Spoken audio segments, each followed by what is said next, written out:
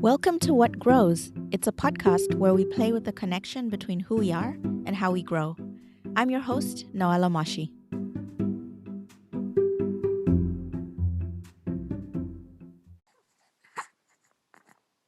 So, Nancy, you are a teacher, a mother, a sister, and all around kind of creative soul.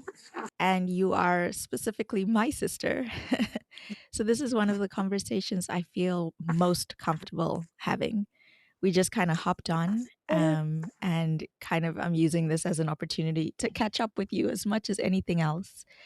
But I also want to share your thoughts and the way you see the world with everyone because I think there's something special and funny and quirky and I don't know, interesting about that.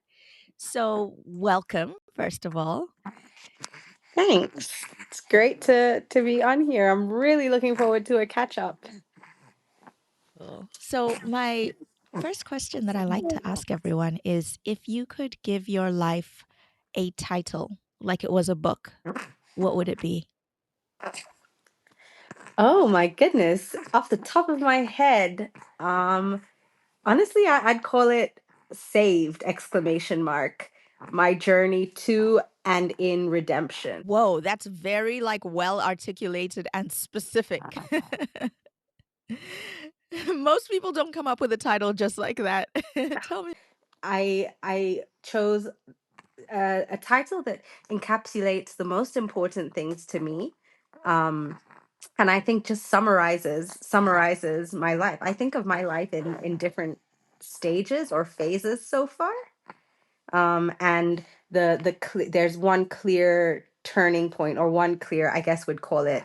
I teach third grade, so we have a beginning, a middle, and an end very clear in our story. So I'd call it the middle part, like the turning point, and that would be me being saved, and then the rest of the journey is where I am now. You are speaking my language because I was just spending the last couple of weeks trying to put down how I approach strategy on paper and realize that it really does intersect with my interest in storytelling. And I kind of came up with the line that resonated for me that like every good strategy is kind of reshaping reality into a story people want to believe. And every story, like you said, has a beginning, a messy middle, and an end. Mhm. Is your middle messy? I would actually call my middle the part where it gets cleaned up. So I would say my beginning is messy. And then so it starts off as mess, then the middle is the broom cleaning up, and then the end or the rest of it is now me with my clean slate. Mm. So you're in clean, no, you're not in clean slate land. You're in cleaning land right now. I am in clean slate land, but I am currently I sometimes forget that I've got a clean slate, and I approach life as though I was still in a mess. But I believe I am in clean slate land. I am in clean land now. Isn't that interesting how it is in the, it's a, well, I'm interpreting it as a mindset Mm, switch that the same world, the same, messy living room, whatever, the same job, the same family yeah. in messy beginning just looks so different than middle or end. Right. It And looks different. It feels different. You approach whatever problems the day, or at least you hope to, and try to approach whatever problems the day throws at you differently. It's my approach that has changed. The living room is still messy. I'm going to turn this into a bit of a personal therapy session because something that we were texting earlier was about my podcasting. And I started doing this because I love having kind of intense one on one conversations where I let the chat kind of meander with my friends, with people who are curious about life and willing to engage and try to connect deeply. And then I was like, you know what? I should start recording these because I want to synthesize those insights into something that I can kind of carry with me into my work. But also, this is kind of fun. This is like long form writing in audio format, and so it was great. And I did 6 or 7 episodes and loved it. And then I launched. I went live, and something in me switched, and I went from being in the middle to right back at the beginning, to the messy beginning, as opposed to the middle where I was kind of growing and cleaning up, I guess.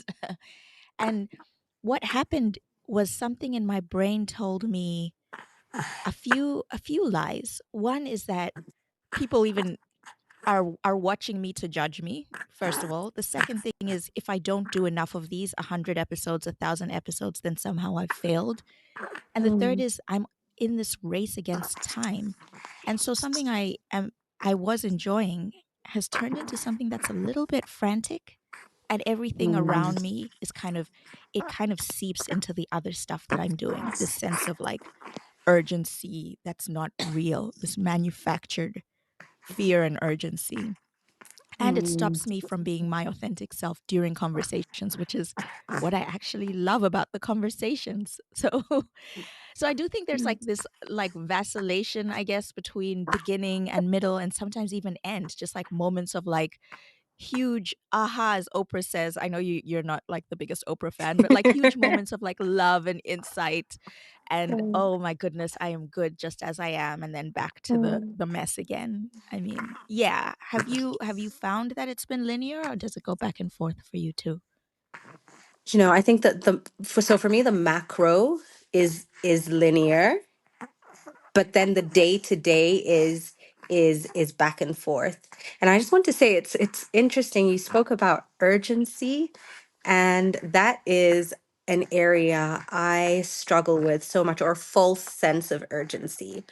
I would say, I mean, even in the way I speak, I've kind of I've got the ending in mind, or I've got the like how I think this podcast is supposed to go. And so I'm like, okay, I'm working from the end backwards.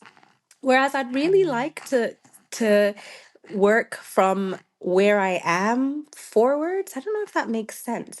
I tend to approach a lot of things with like this vision of how it needs to be when it ends up. And it makes me really, really rigid sometimes. Sorry, that's Daniel, my son, just laughing in the background. Yeah. It makes me approach He's things really rigidly because I don't leave a lot of room for my middle to change, because in my mind I'm like, well, this is how it's supposed to end up, and so let's work towards that, which can be a strength, but I think I overdo it and I end up just getting frustrated when, as one can expect, the middle doesn't go the way you think the end will be. Yeah. And to me, the worst that could happen in that situation, or at least it used to be this way, I used to think the worst that could happen is we don't enjoy the ride. And I would say, so what? So what if I'm not having a good time? Am I getting results? Am I being effective?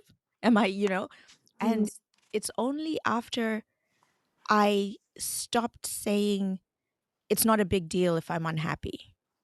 It's not a big deal so long as, I'm getting the stuff done and everyone else seems to think that everything's fine.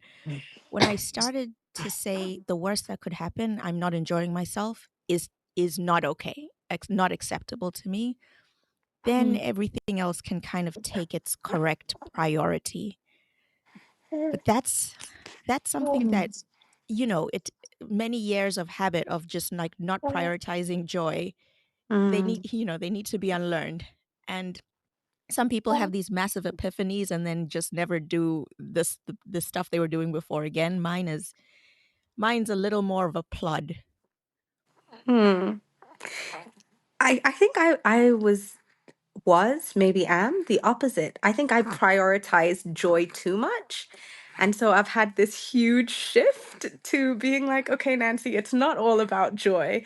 I think we're kind of like at opposite ends of the spectrum in that sense. And so now I'm trying to be more about, it's not about the journey, it's about the end. Whereas I'm hearing you say you're more about the journey now rather than the ending. Mm. Yeah, I this is big sister acting like she knows you, but, like, are you sure you prioritize joy? I mean, did the stuff you were doing make you happy? Oh, that's a great question. Oh my, you were not joking when you said therapy session. Sure. Did it actually make me happy? No, it did not. Otherwise, I wouldn't call the middle messy. It was oh man, and people used to call me a free spirit all the time, and I used to think that was like the biggest compliment in the world.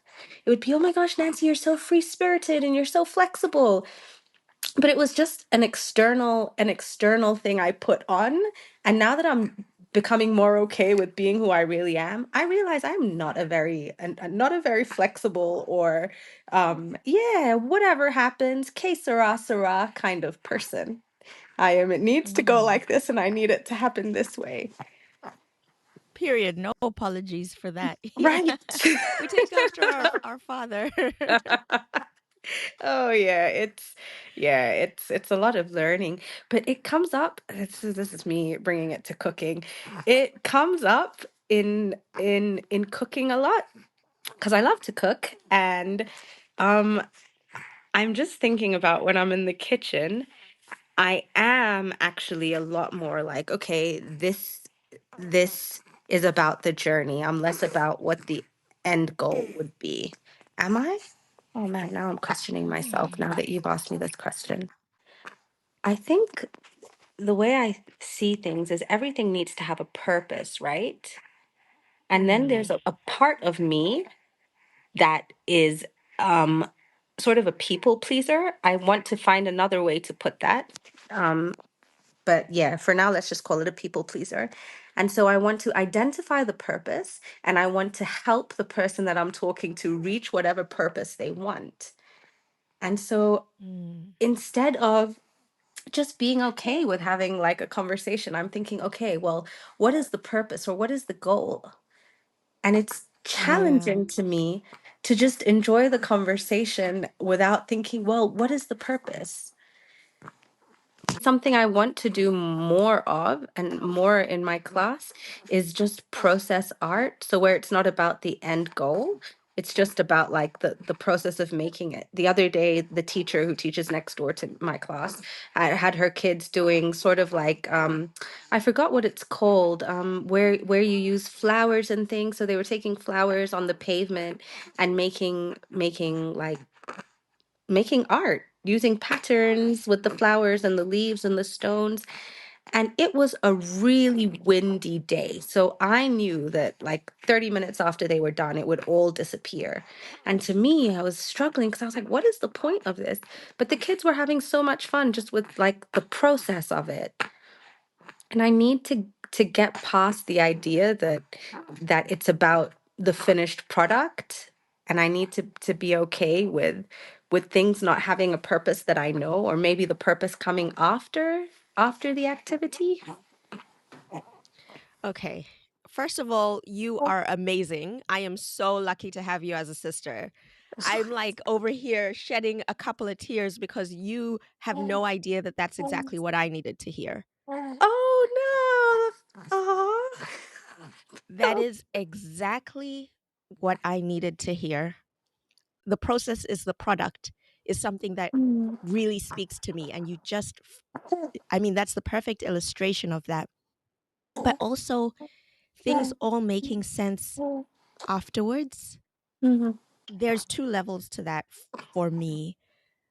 The first one is like really basic, but I want to go into it anyway. Like, I'm going to share this conversation with chat, and chat is going to synthesize key insights in such a way that it will feel like we spoke in essay format. Like, don't worry about logical flow. Like, there is a purpose to this conversation. AI will find it, and we just get to enjoy the ride. The other like underlying thing is I've been feeling kind of frazzled because I've been working so hard kind of after hours to get these podcasts out.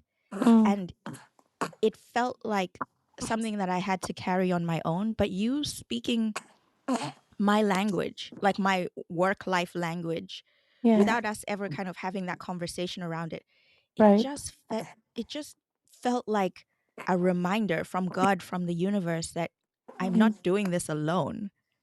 Like, don't forget to play because this can be funny and coincidental, and your job is just to make flower art that's gonna blow away, and that's good, you I know? love that. Your job is just to make flower art that's going to blow away.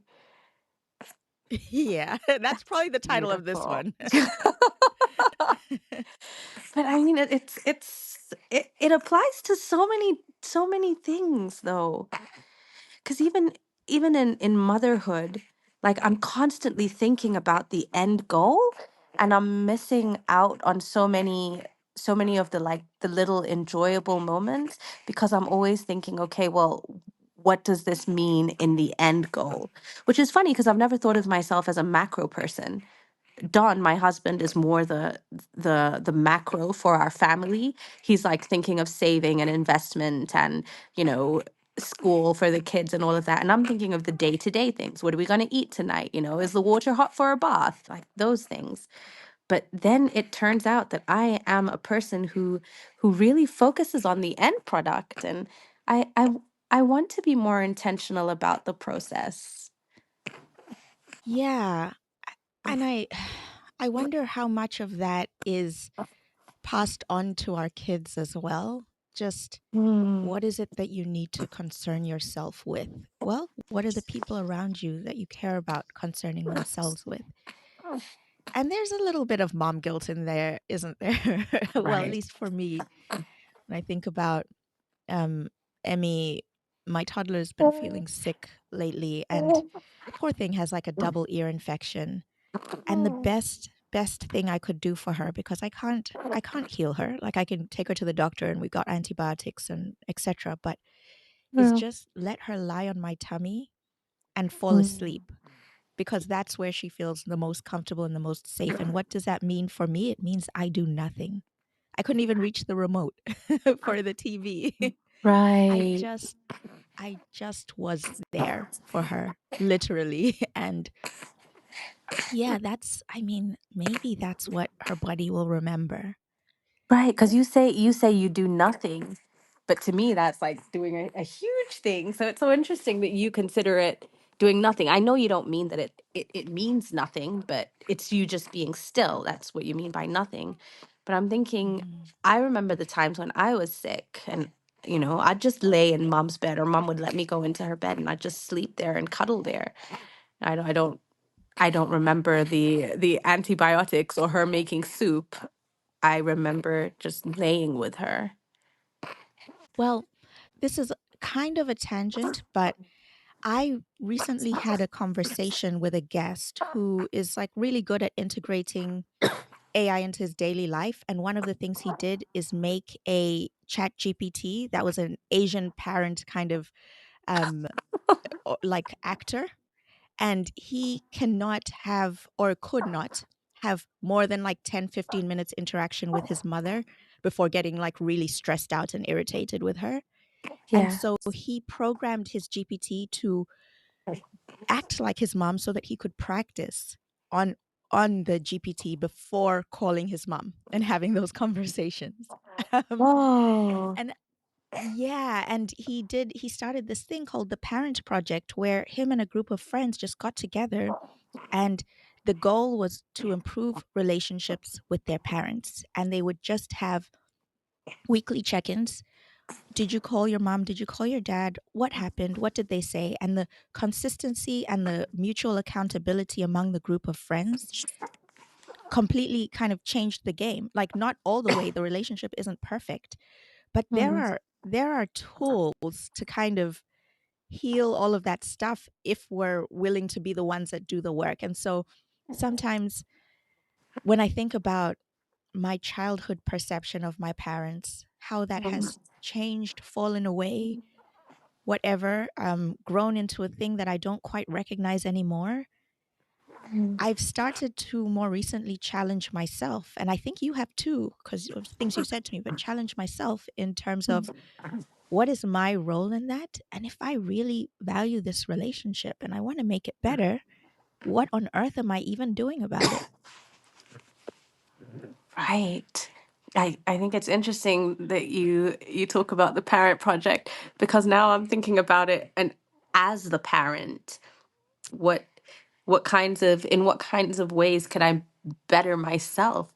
I'm just so curious about how AI could play a part in that too. Yeah, I mean, chat is so I know you're the one that, like, taught me how to use chat, but, like, chat is such a good therapist, and if you tell them to take on a persona and you know, you do the instructions just right, I'm curious to try it.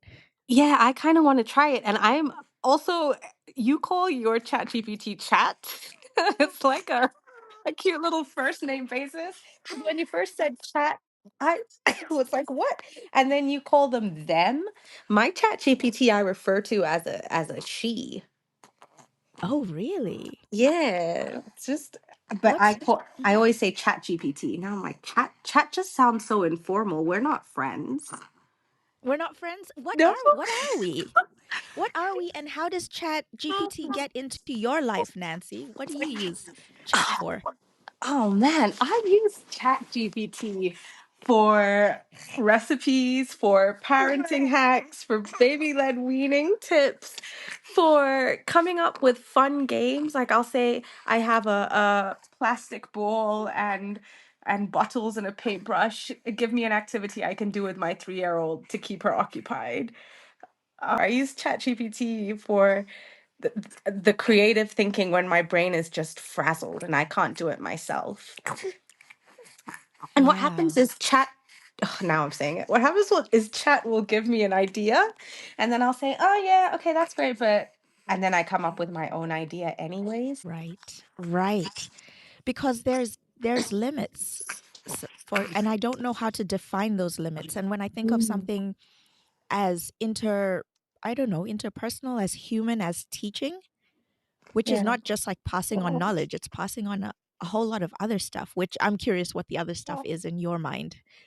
But I know it's not just knowledge. It's like, yeah, what are the limits of what I don't know a machine can give you? Do you know one of my favorite things that I've done with ChatGPT actually is I was at a retreat in Zanzibar. It's Daniel again. I was at a retreat in Zanzibar, and one of the sessions that we had was coming up with a mission statement for yourself.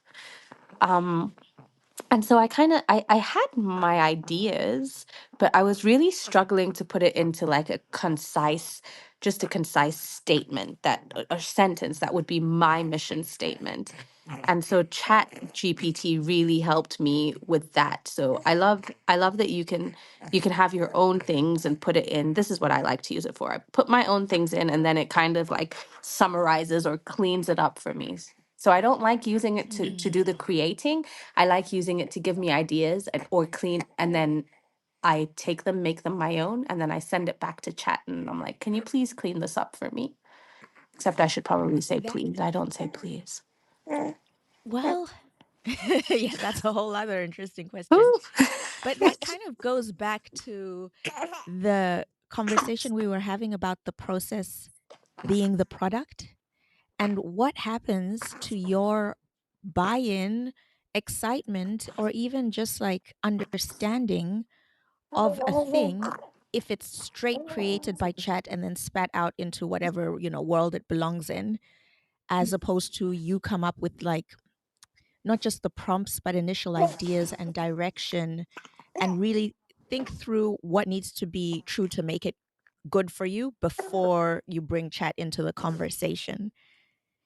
And what does that look like for students? I mean, we're constantly, I think, as a society, panicking about how tech is going to like turn us into zombies, and I don't think it has yet. I mean, I could be completely off on that, but Yeah. what what is a shortcut that's like not useful for a developing brain when asking chat, or even a grown-up brain, we're still learning, when asking Yeah. chat, versus what's actually, you will learn by having a back and forth with chat on this thing because you will refine your ideas.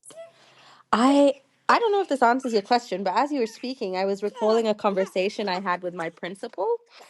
And so the principal, the primary school principal, is not a huge fan of tech. And when I first started, I was like, no, they need to learn how to use technology because that's what all the jobs will be about. And I teach my kids coding and I do all these things on computers and tablets and things. And then I watched this reel by this guy called Munya Chihuahua. I don't want to butcher it, but I think that's his name. And it was just a skit about how we're so used to using AI. Have you seen it? No, I haven't. Yeah, you should send that to me. Okay, I will. It's a skit. So he's basically sitting at his computer and he asks ChatGPT to do something and he's on his way out the door and ChatGPT goes no. And he's like, "Wait, what?" Okay, I'll just get rid of you. And ChatGPT is like, "No, I wrote your dissertation, I did this. You don't even know how to sign off an email." And it got me thinking. It was a skit and it was funny. And in the end he ended up using Wikipedia. He was like, "We had things before you." And it got me thinking, and I was speaking to my principal about it. And I mean, kids are going to be exposed to technology later in their life anyways. It's a given. They're going to get it. So it made me shift my focus to getting their brains um thinking about how to use tech but without actually being on tech. Let me give you an example. So instead of having them go onto code.org and like code a character to do something, I would say to them, so I'd tie it into something we're learning. I'd say, can you write out the code, like pen and paper? Can you write out a set of instructions you would give a computer if you needed it to move this Lego from here to here? Or they'd build something with Lego, and I'd say, can you write out the set of instructions you would give a computer if you wanted it to build what you've built? And so it really gets their brains thinking on how to give the instructions, because that's one of the skills that you need with AI. You need to know how to give your instructions. You get a very different answer based on what prompts you put in, right? So it's teaching the kids how to write good prompts, how to give good instructions so that they can make the best of AI and the best of technology when they're actually faced with it. So getting them to do that thinking of here's that word again, what the process is behind getting the results that they want. Yes, yes to all of that. And more and more. Okay, first of all, Yeah. then that you get the really fun role of being like the computer that purposefully misunderstands everything. Oh, it And, drives them crazy. uh, that is a fun session. Yeah, for me. And then yeah, well, yeah. And then there's also, I mean, I guess people call it vibe coding, but a lot of these solutions, including chat and like they call, I guess, AI agents that you can make and things, it's like no code or low code. You need Mm, to just be able to speak natural language, and that's right. how you give instructions. And so the skill is really to give the instructions in a logical way, and Yeah. make sure that, yeah, you're communicating your vision. And I mean, isn't that just good for life in general?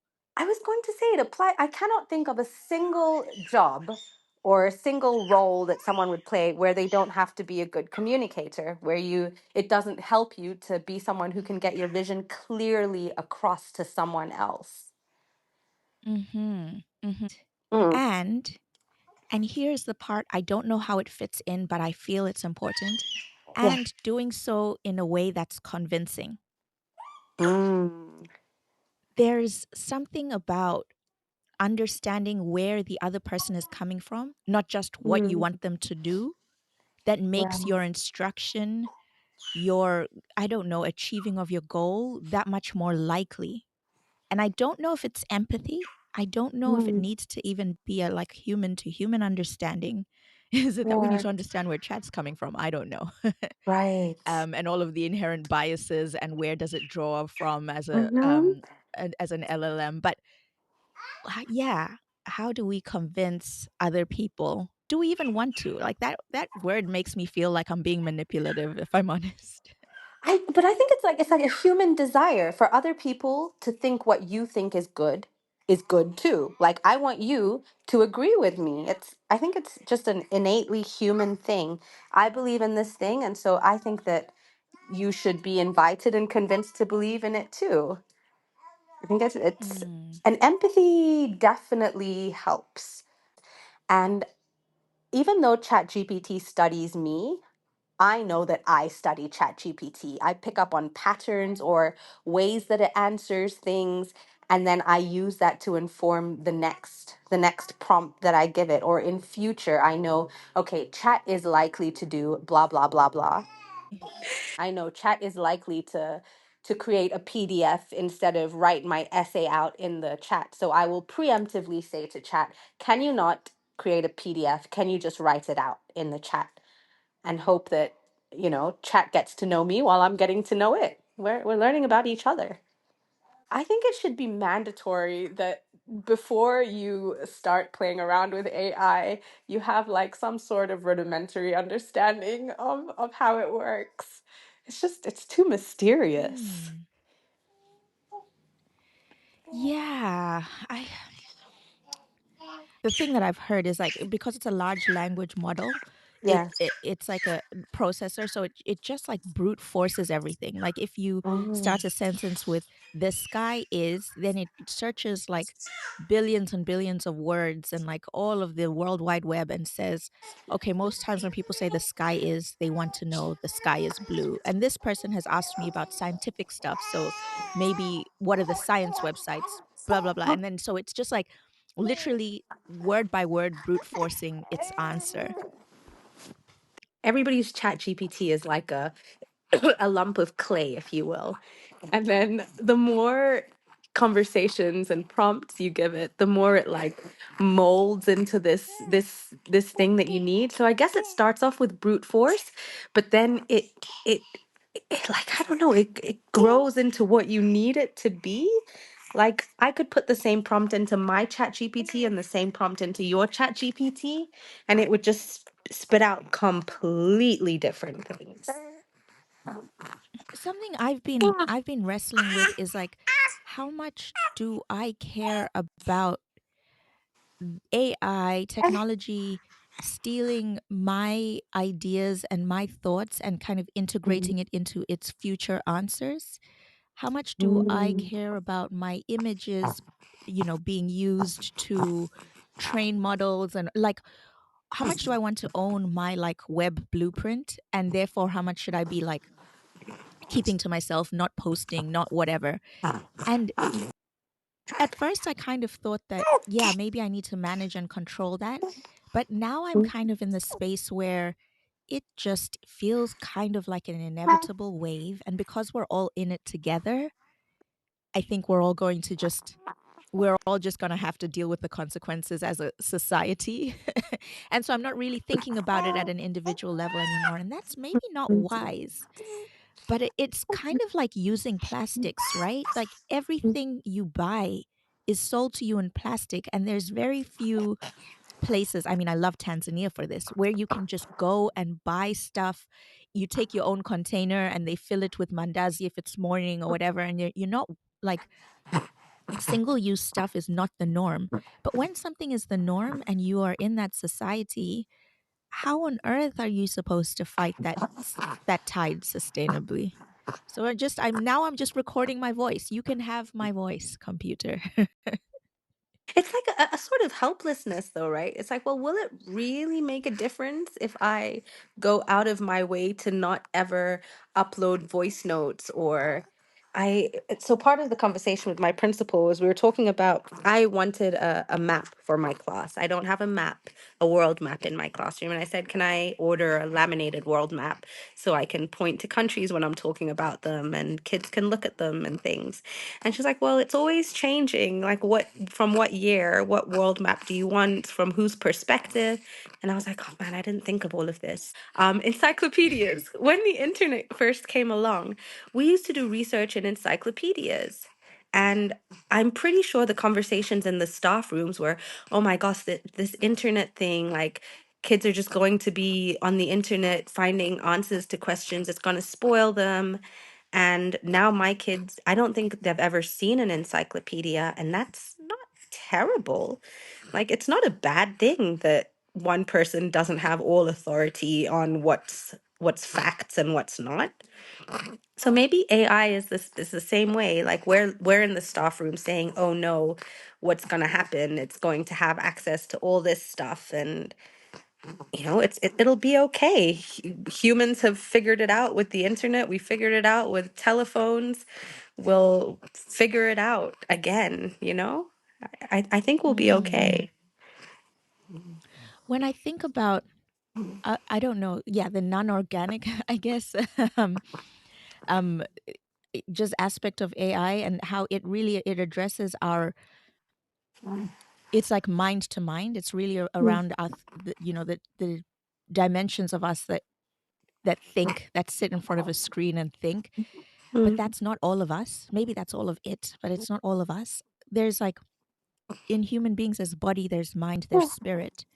mm, Are we neglecting body and spirit? Because I count therapy and chats therapy sessions as mind as well. But like mm, that spiritual connection to everyone else, to the world, to like other organisms, is that being neglected?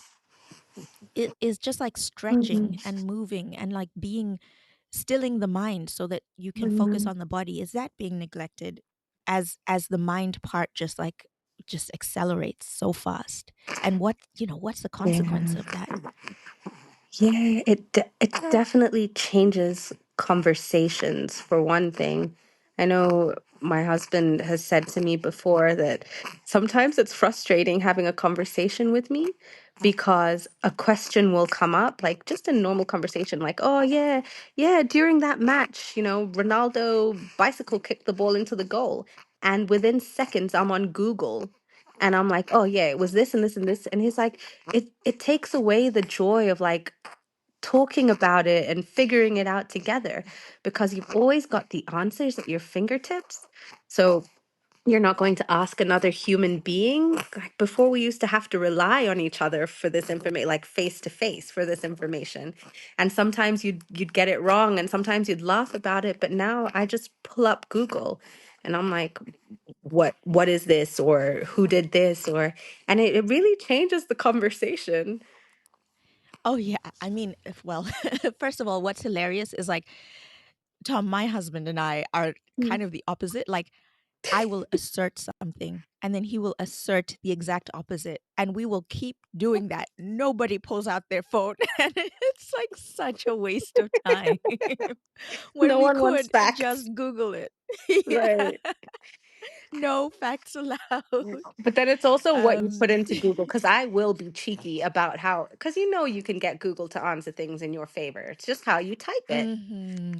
So he'll type it one way and I'll type it another way.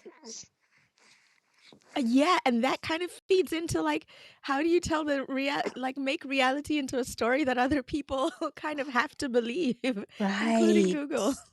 Right. Because if I'm the one A- Googling, I'll just give them the answer that suits me. And if they don't Google it themselves, well, then they're going to live by my answer. yeah, yes. Such And power. hmm, such power. And yeah, the joy of discovering something together. I don't Yeah. know that it's taken away by access to tools. And I'm Mm, speaking for Tom and I as well. I think we first decide whether or not we're going to enjoy discovering something together. And mhm. then whether or not we fact check, we could have like an organic conversation that's just making stuff up. Like you and I think we've both made some stuff up here about AI and I love it. I'm here for it. And that's fun. Yeah. Or if we come into it with the mindset of, oh, like my intention is to prove you wrong, or my intention is to have an argument with you, Mm, regardless of the facts. We live in a post fact world. I mean, that's kind of a thing now, right? Nobody actually cares what the truth is, right. um, at least politically sometimes. And I won't go into that. But um, it's really still kind of, I know some people will disagree with this, but kind of morally neutral. And like the energy that you bring to Google searches, to AI, to like having chats where you're both just what ifing and making stuff up. Mm, That's the energy. that guides the output regardless of what tools you use. Can you break that down for me? Like, say if you and Don had a conversation about like how many seconds was that goal scored in, and Mm-hmm. then you were like, "You're wrong," and I'm gonna Google it and say, use whatever query makes my answer more right or more Mm-hmm. likely to be right, then that kind of shuts down dialogue and connection, even if you didn't Mm. pull out Google. Even if you were just like, you're wrong, or I'm not Oh, interested in that take because I have my own take. Like right. it's for me, it's not the use of the phone. It's the Yeah. it's the intention behind the use of the phone that shapes conversation. Ah, that's a very good point. I hadn't even thought about that. But it makes so much sense because all of my childhood, mom and dad have told me I love to argue. They're like, "Oh, Kioroso, you like arguing, Nancy." And I'm like, "Oh, it's not Google, it's me." Oh, that's I you know what, something that I remember from being a kid is, mom and dad didn't like us to watch movies that were not, rated appropriately, but even sometimes movies that were rated appropriately. Yeah. And the circular conversation with dad has just shaped my life, which is I would go to dad and I would say, "Can I watch this movie?" And he'd be like, no, I don't think that's good for you.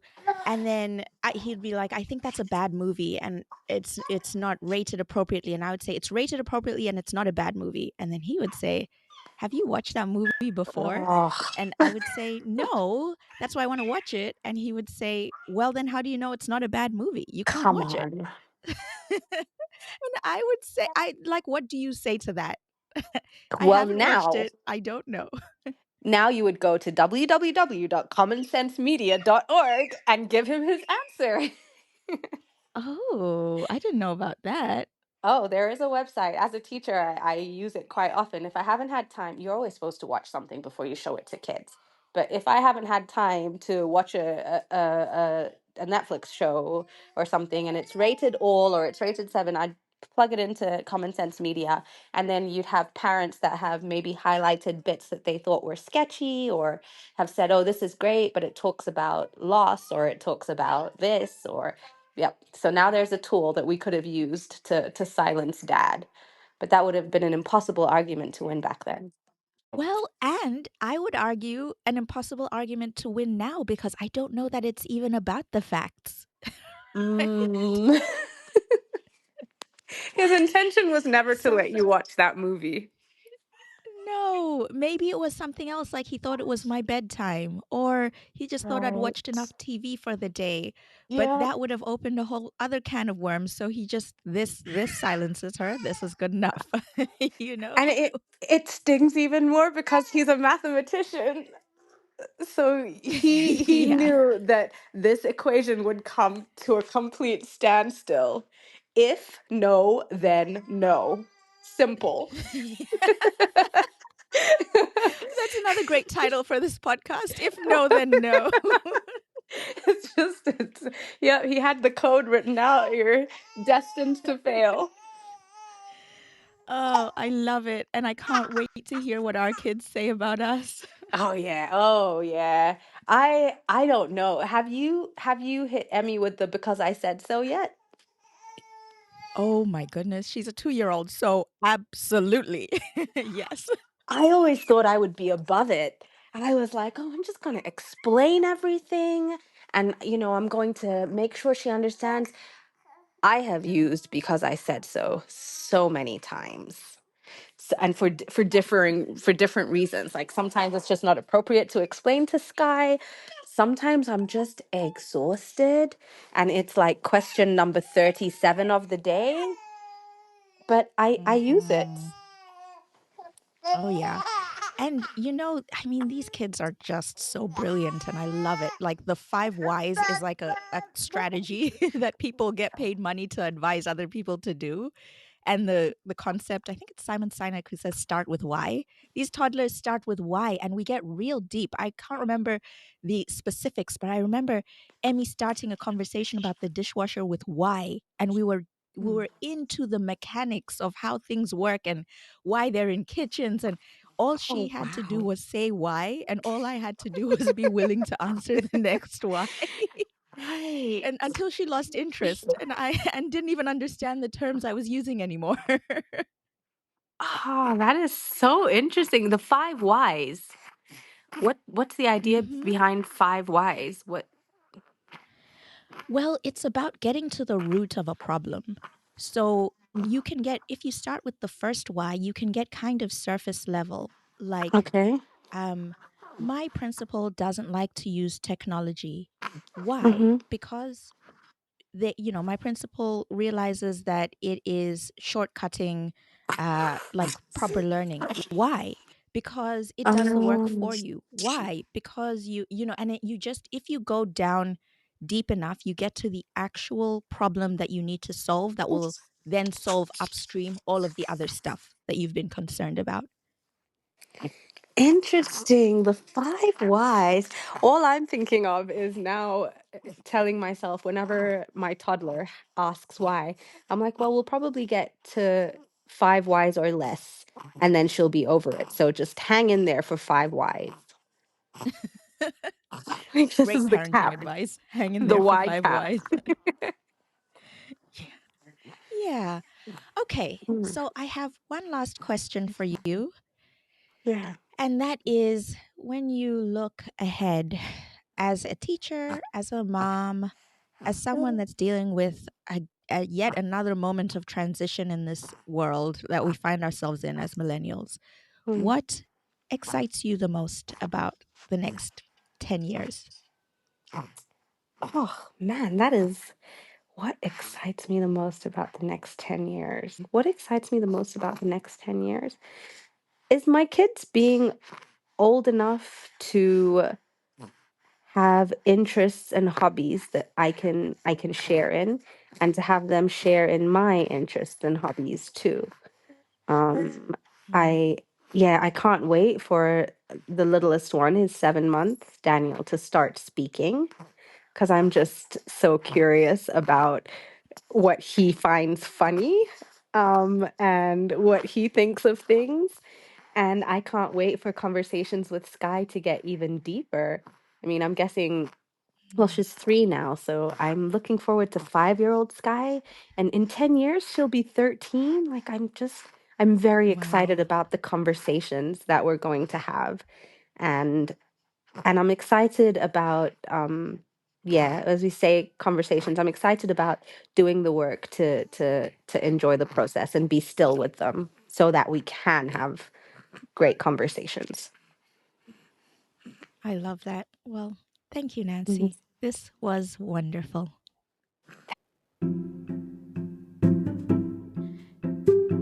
If you enjoyed this episode, I'd love to hear your thoughts. I'm also always looking for guests who enjoy meaningful conversations. If that sounds like you, please send me a message and let me know what you'd like to talk about. I'll get back to you. Thanks for listening.